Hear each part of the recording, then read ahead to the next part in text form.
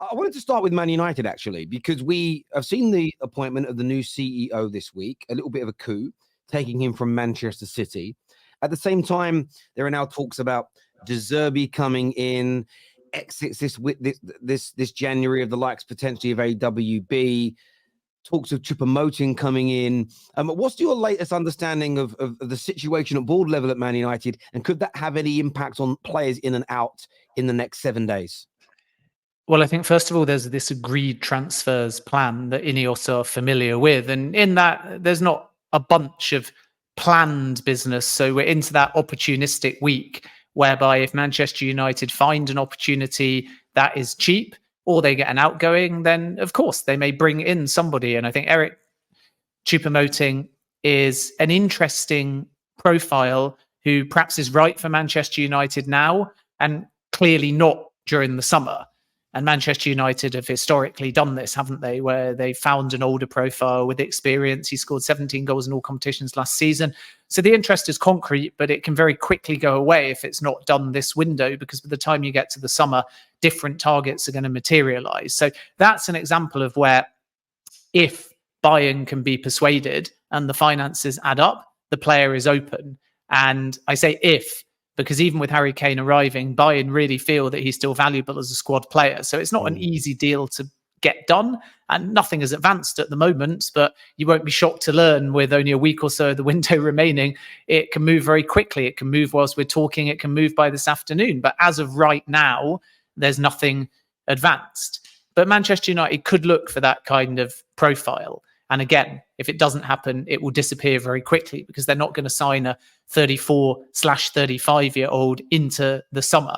INEOS will have their own plans for the summer and people want to know what the targets are. But again, it doesn't work that way. You don't go targets first. You build your recruitment team. And after the strategic review has been completed, then you start to work with Ten Hag or assess Ten Hag and should he be replaced a new manager and establish your targets. So the window planning will happen February, March, April. And Omar Berrada, the incoming CEO, will be kept abreast of that. I should point out that he can't start until the summer, as I revealed a couple of days ago. And that is essentially due to a gardening leave. And it is a really big appointment for Manchester United.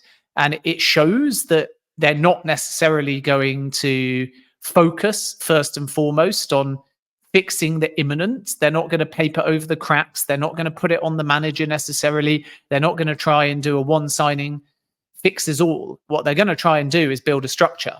And the CEO is a big part of that. And next up, it will be the recruitment team. And then I think we can talk more concretely about potential summer signings. But Berrada was being groomed over time to eventually be the Manchester City CEO. He's amicable. He's got strong football and commercial knowledge. He'll sit well and bridge that gap between Sir Jim Ratcliffe and the Glazers. He'll report to both Ratcliffe and also the Glazers, Joel Glazer specifically. And I think that the fact Manchester City are so sad to see him go and see it as a compliment to their model and perhaps how far ahead they are at a foundational level comparative to Manchester United. The fact they view it as inevitable that certain names will be poached shows still the pull of Manchester United, but also that INEOS have made an instant impact. Because I don't think this is a CEO, if you just said to the Glazers 6 months ago, go and find one, I'm not sure that they would have, one, shortlisted him, or two, been able to get him. So even though it's billed as a joint appointment, this was INEOS driven, but because INEOS are not formally in, technically all they can do is consult and recommend. But the first approach was INEOS. The first interview was INEOS. The recommendation to the Glazers was INEOS. And now it's kind of got flipped because legally and formally, it's still the Glazers and Manchester United that have to say, okay, we're going to do your interview. We're going to now do your paperwork. We're going to offer you the job because INEOS are not in a legal position to do that. But it's a really big coup and it's different because it, again, as I said to you a moment ago, shows Manchester United are thinking strategically first, which immediately shows it will be a new model. And to interject, I apologize. For me as a United fan, I know we've had these conversations on air and privately over the last couple of years since we've worked together. This is everything I've been asking for. I'm actually, for the first transfer window in a long while, I'm actually not even concerned to a degree with who we're bringing in and who we're letting go. Just bringing in or getting the deal done for Omar, looking at the likes of Dan Ashworth, looking at the likes of Paul Mitchell, and kind of getting that kind of triangle of CEO, sporting director, head of recruitment in, creating a plan, a philosophy, and setting the standards at the club. All of that needs to happen before we even think about splashing serious money on players. And I love the phrase you used. Man United right now, and maybe for the first time in a decade, are not trying to paper over cracks. They're trying to fix those problems, solidify those foundations, and then build upon it. And I can't express enough to Man United fans watching, and to rivals if they want to hear it. This gives me so much hope about the future already. Now, of course, as a United fan, I'm going to keep my foot firmly on the neck of the owners, keep pushing those standards, keep asking for more. But I think it's a fantastic start, even considering that INEOS had not even been ratified yet. I think it's a fantastic start from looking sort of outwards in, if that makes sense. Yeah, and I think that when you know they can get him, it sort of gives fans confidence that they'll get other big appointments. So on the recruitment side, my understanding remains that Dan Ashworth is high on the list of priorities. And there could be real opportunism because he says he's happy at Newcastle, and that's true to my understanding. But Newcastle as a project could take a step backwards and almost be victims of their own success, in the sense that financially speaking, when you qualify that quickly for Champions League, having been previously in a relegation battle, it's quite hard for your finances to catch up with your success. So now we see that Newcastle may have to let some players go in the next two windows. And if they don't qualify for Champions League over the summer, then Dan Ashworth's job is a whole lot harder, because the wheeling and dealing is more framed around balancing the books than necessarily getting the players that he wants. And conversely, if INEOS come and say, we have issues also with financial fair play, but we feel that we can free up the following funds, and we feel that you can build a new recruitment team, and Manchester United's obviously a big club. So is Newcastle, by the way, but he might be lured by the history of Manchester United and the legacy that he can create there. Maybe Ashworth will feel like he built Newcastle effectively from joining Brighton to that club, and then got them under the new ownership into Champions League. And if there's a sense that everything is going to be slower in the next season or two, depending on what happens at Newcastle and depending on where they finish, then I would expect INEOS to play upon that, and the fact that he has a pre-existing relationship with Sir Dave Brailsford, who he's very close friends with. The other thing I wanted to say is that it won't just be one, as I'm told. It might be a Dan Ashworth sporting director type figure. There'll be other candidates as well. Berta is under consideration. And we know Paul Mitchell as well. And Mitchell, I've said many times, is caught between two roles. He's probably too experienced to be a technical director, and he's probably not quite experienced enough in the Premier League to be a sporting director. So the titles are not that important, but it's very possible that Dan Ashworth, hypothetically, or somebody like a Julian Ward or Berta get a sporting director consideration, and then a Mitchell and a Dougie Freeman get a kind of head of recruitment type role, and they work together. So I think they'll go for two senior figures.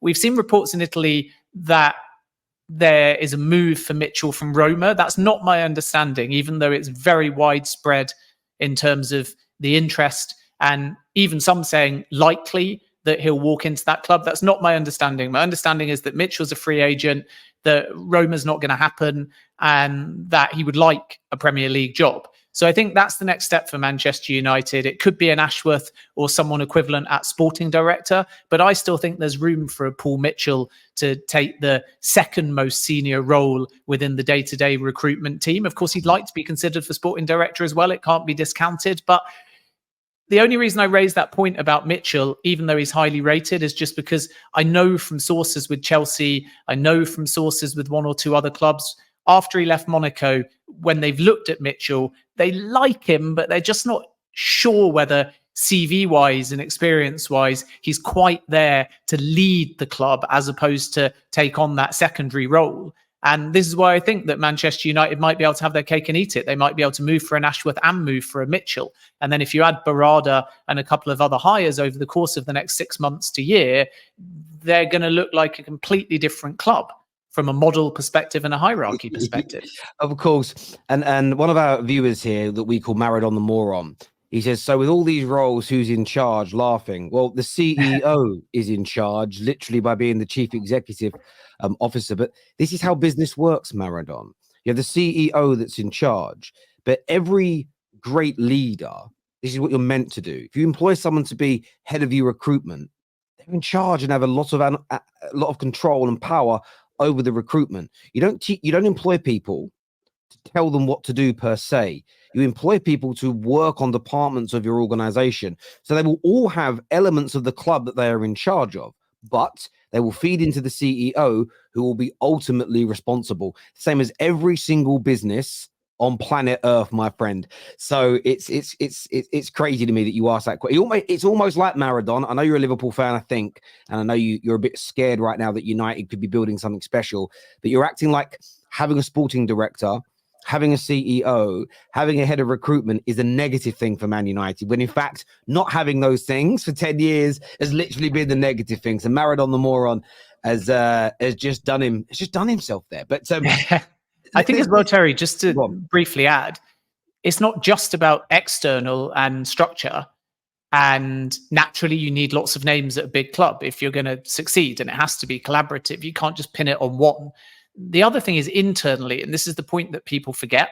Manchester United have gone so long with every department, not just the fan base and the Glazers, but every internal department at Manchester United on a day-to-day level, not necessarily having a connection with the Glazers.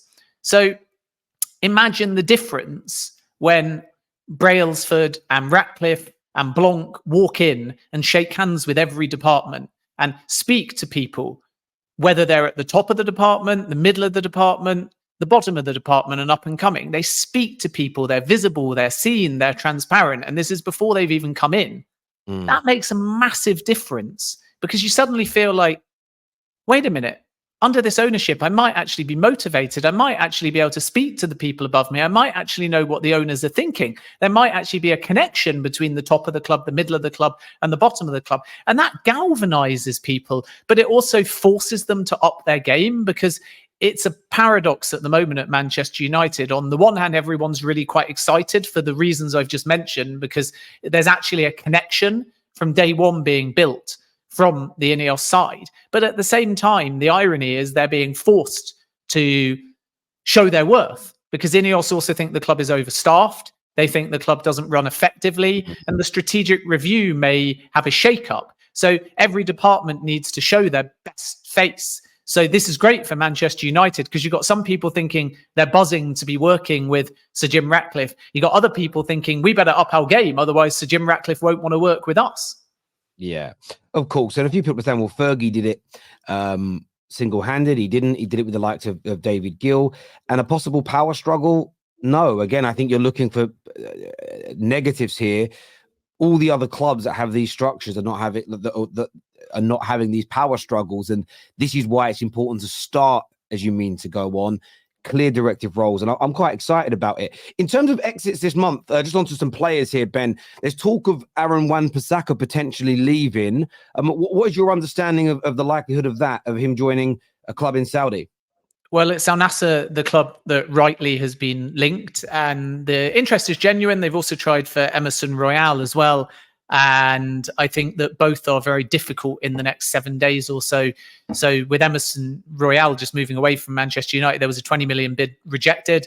And the feeling is that Al Nassr might come back, but the player is happy and is playing well under Ange Postecoglou. Wan-Bissaka is a little bit different, because in the summer, I think an exit is possible. But now the indication from Manchester United is that they don't want to let him go. So that's going to be very difficult. And I think the move to Wan-Bissaka is an indication that Al Nassr are going to be ambitious in the next 7 days, but nothing is guaranteed there.